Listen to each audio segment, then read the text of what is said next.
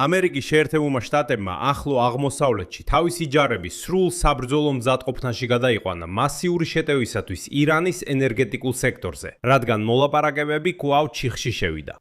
აშშ-ის თავდაცვის მინისტრმა პიტ ჰექსეტმა დღეს ოფიციალურად განაცხადა, რომ ამერიკის არმია მიიღო ბრძანება ჯარები მზადყოფნაში მოიყვანოს ირანის წინააღმდეგ საბრძოლო მოქმედებების დაუყოვნებლივ განახლებისთვის. რადგან ცეცხლის შეწყვეტის რეჟიმი დასასრულს უახლოვდება, ხოლო სამშვიდობო შეთანხმება ჯერ კიდევ არ არის ხელმოწერილი. მიუხედავად იმისა, რომ ირანელები დღეს ამტკიცებენ, თითქოს ირანმა და შეერთებულმა შტატებმა გარკვეულ პროგრესს მიაღწიეს ომის დასრულების მიზნით შეთანხმების მიღწევის მცდელობებში, მაინც რჩება მნიშვნელოვანი უთანხმოებები. მაგრამ იცით, როგორც რუსეთის ომის დასრულების შესახებ უკრაინასთან მოლაპარაკებები ხშირად უკვე საბოლოო ეტაპზე იყო. გახსოვთ, იყო განცხადებები, რომ უკვე 86%-ზე ზუსტად შეთანხმებული იყო, მაგრამ ყოველთვის რჩება ბოლო კითხვა, რომელზეც შეთანხმების მიღწევა ვერ ხერხდება. გარდა ამისა, დღეს გენერალმა დენ კეინმა განმარტა, რომ აშშ-ის ქმედებები ჰორმუზის სრუტეში ბლოკადა არ არის, როგორც შეიძლება გეგონათ, არამედ მხოლოდ ირანის პორტებსა და სანაპიროზე კონტროლია. ამ ყველაფერს ამ გამოშვებაში განვიხილავთ. ქემისახელი ალექსეი პიჩი, მოდით ერთად განვიხილოთ ეს თემა, მაგრამ სანამ დავიწყებთ, გთხოვთ გამოიწეროთ არხი, მოიწონოთ ეს გამოშვება და დაწეროთ ნებისმიერი კომენტარი ამ ვიდეოს ქვეშ. ამისთვის ძალიან მადლიერი ვიქნები. გარდა ამისა, გამოიწერეთ ჩემი Telegram არხი Pichi News-ი, ბმული მასზე მოცემული ამ ვიდეოს აღწერაში, იქ ჩვენ ვაქვეყნებთ ოპერატიულ სიახლეებს, როგორც კი ისინი შემოდის. მაშასე ვაშინგტონში ირანში ომთან დაკავშირებით რიტორიკა კვლავ შეიცვალა. და აი აშშ-ის ომის მინისტრმა პიტ ჰექსეტმა პენტაგონში პრესკონფერენციაზე გააფრთხილა ირანი, რომ მიმდინარე საზღვაო ბლოკადა მხოლოდ მოვლენების განვითარების თავაზიანი გზაა. მისი თქმით, შეიარაღებული ძალები აშშ-ში მზადაა და მზადყოფნაშია დაუყოვნებლივ მიაყენოს დარტყმები ირანის ელექტროსადგურებზე, ორმაგი დანიშნულების კრიტიკულ ინფრასტრუქტურულ ობიექტებსა და ქვეყნის ნავთობის სექტორზე, როგორც კი ასეთი ბრძანება გაიცემა. შემდეგ პიტ ჰექსეტის ციტატა. ჩვენი ჯარები მაქსიმალურად მზადყოფნაში არიან საბრძოლო მოქმედებების განახლებისთვის, თუ ეს ახალი ირანული რეჟიმი არასწორ არჩევანს გააკეთებს. ახლა ჩვენ უფრო მძლავრი იარაღით ვიარაღდეთ ვიდარდებით ვიდრე ოდესმე და უკეთესი დაზვერვით. ჩვენ შეიარაღებულები ვართ და მზად ვართ დავარტყათ თქვენს კრიტიკულ ორმაგ დანიშნულების ინფრასტრუქტურას, თქვენს დარჩენილ ელექტროენერგიის გენერაციის ობიექტებს და თქვენს ნავთობის ინდუსტრიას. მაგრამ ჩვენ გვირჩევნია ეს არ გავაკეთოთ. და აი ეს სიტყვები გაჟღერდა აშშ-სა და ირანს შორის მოქმედი ზავის პერიოდში, რომელიც უკვე მომავალ კვირას 21 აპრილს იწურება. გარდა ამისა, პიტ ჰექსეტმა განაცხადა, რომ დონალდ ტრამპის დავალებით აშშ-ს თავდაცვის სამინისტრო გააკეთებს ყველაფერს საჭირო, რათა ირანს არასოდეს ჰქონდეს ბირთვული იარაღი. ციტატა. ჩვენ გვერჩივნა ეს კეთილგანწყობით გავაკეთებინა. შეთანხმების გზით ჩვენი შესანიშნავი ვიცე-პრეზიდენტისა და მოლაპარაკებების ჯგუფის ხელმძღვანელობით. ან შეგვიძლია ეს ცუდი გზით გავაკეთოთ. ჩვენ მოუწოდებთ ამ ახალ რეჟიმს გააკეთოს გონივრული არჩევანი.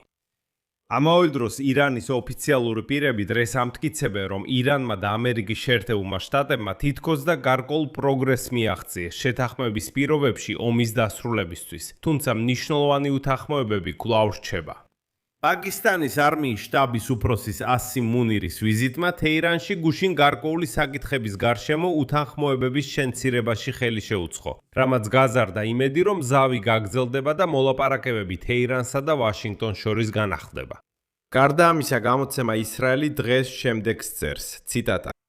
პაკისტანის არმიის უფროსის ვიზიტი თეირანში ეფექტური აღმოჩნდა, გარკვეულ სფეროებში უთანხმოებების შემცირებაში, თუმცა ბირთვულ სფეროში ფუნდამენტური წინააღმდეგობები კვლავ რჩება. ნეტი იმედი გაჩნდა ზავის გაგრძელებისა და მოლაპარაკებების მეორე რაუნდის ჩატარების შესახებ. ირანის მაღალგამდიდრებული ურანის ბედი და ირანისთვის ბირთვული შეზღუდვების ხანგრძლივობა ყველაზე სადაო საკითხებს მიეკუთვნება, რომლებზეც ჯერ კიდევ ვერ მოიძებნა გადაწყვეტა. კიდევ ერთხელ გავავლე პარალელს უკრაინასა და რუსეთს შორის. შეგახსენეთ, რომ გასულ წელს ამერიკის ადმინისტრაცია ამტკიცებდა, რომ უკვე ყველაფერზე შეთანხმდნენ, ანუ ყველაფერი უკვე შეთანხმებულია.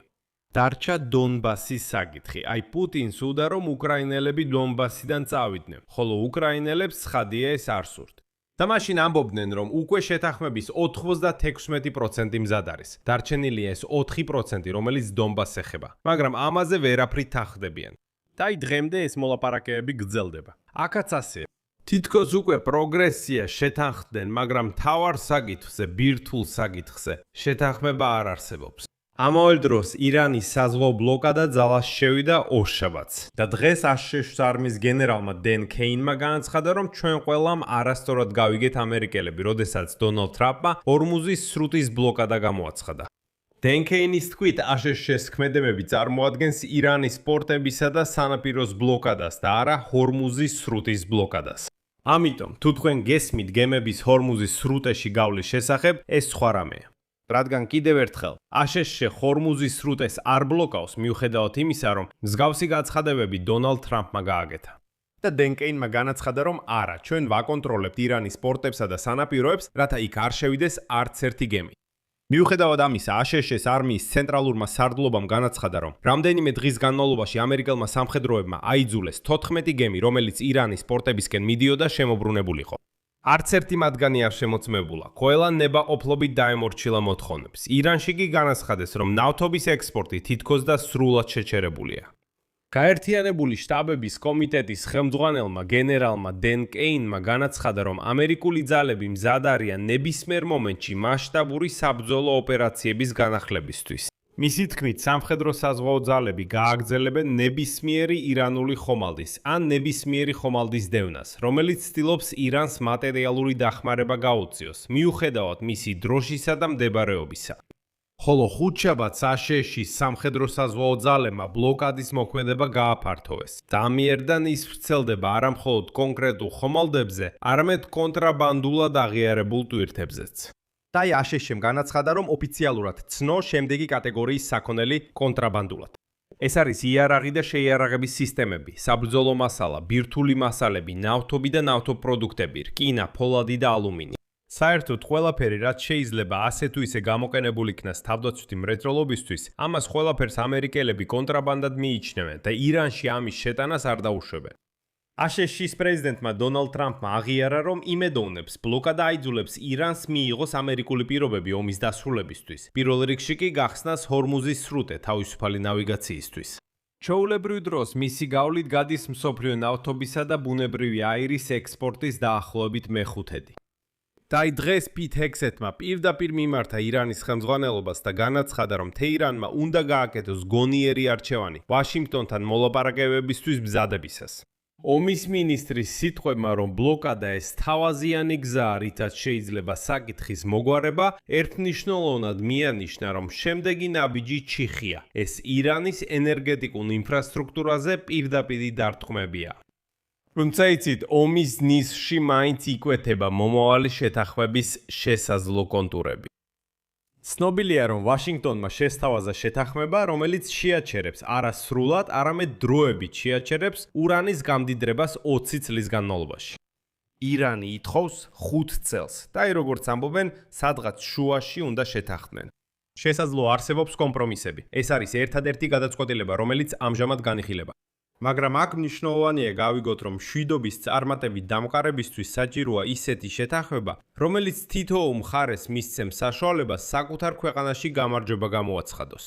ამიტომაც აუნიშნავ, რომ თუნდაც უახლოეს დღეებში მიღწეულ იქნას რაიმე შეთანხმება, ეს მხოლოდ ჩარჩო შეთანხმება იქნება. ჩარჩო შეთანხმება ნიშნავს შეთანხმებას მომავალი სრულფასოვანი შეთანხმების ზოგად კონტურებზე. სრულფასოვანი შეთანხმების. ანუ ეს არის წინასწარი დოკუმენტი. სრულფასოვანი შეთანხმებისთვის ფიქრობ კიდევ რამდენიმე კვირა და თვე მოლაპარაკებები იქნება საჭირო. ამიტომაც ახლა მიმდინარეობს მოლაპარაკებები ცეცხლის შეწყვეტის რეჟიმის გაგრძელებაზე და ჩარჩო შეთანხმების ხელმოწერაზე, რომლის საფუძველზეც ამ პრინციპების საფუძველზე გაგრძელდება შემდგომი მოლაპარაკებები. ან ტრამპი შეიძლება აფეთქრეს და კვლავ დაიწყოს საბრძოლო მოქმედებები, რათა ისევ აიძულოს მხარეები მოლაპარაკებების შემდეგი რაუნდისკენ. აქ მრავალ წერტილს დავსვამ. თქვენი აზრი და დასკვნები დაწერეთ კომენტარებში ამ გამოშვების ქვეშ. გამოიწერეთ არხი, დააცკაპუნეთ ზარზე და არ დაგავიწყდეთ ლაიქის დაჭერა. თუ ეს გამოშვება თქვენთვის საინტერესო და სასარგებლო იყო, მადლობელი ვიქნები თქვენი მხარდაჭერისთვის ამ არხის მუშაობაში. ამის გაკეთება შეგიძლიათ ფინანსურად, ნებისმიერი შემოწირულობის ან ფასიანი გამოწერის საშუალებით, ბმულებითა და რეკვიზიტებით, რომლებიც მითითებულია ამ ვიდეოს აღწერაში, ან უბრალოდ ეკრანზე მოცემული QR კოდით. მადლობელი ვიქნები. ამით ყველაფერი დასრულდა. იზრუნეთ საკუთარ თავზე. ყველას ნახვამდის.